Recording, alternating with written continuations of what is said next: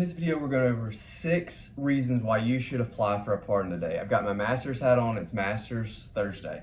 So what is a pardon? First of all, a pardon is it doesn't erase or expunge what you've been convicted of, but it's forgiveness, right? You get rid of the punishment, but not necessarily the record, okay, of your conviction. We're talking about felonies in Alabama. In another video, I'll go over what makes you eligible for pardons. Look for that on my channel, but here we're just going over what are the 6 benefits, the main benefits. Number 1, first let's go.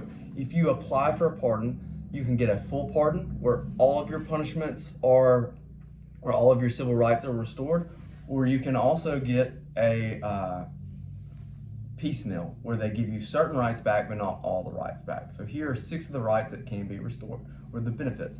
Number 1 is your voting rights.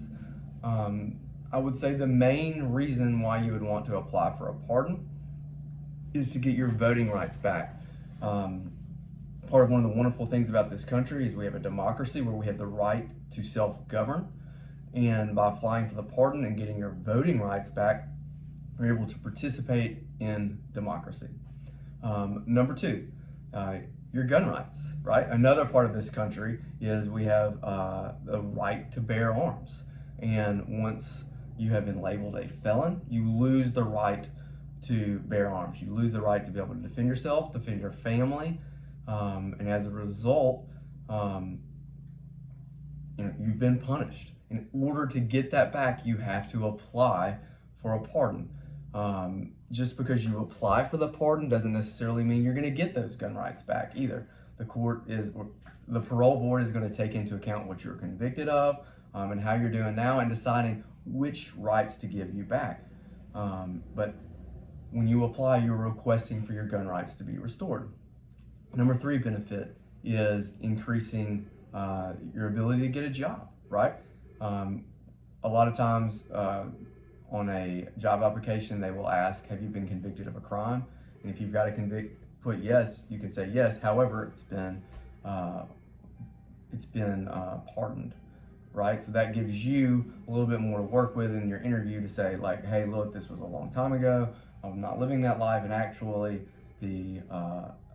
I've been pardoned, and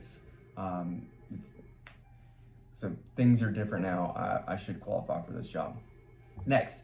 Number 4 is it's the first step to an expungement of a felony.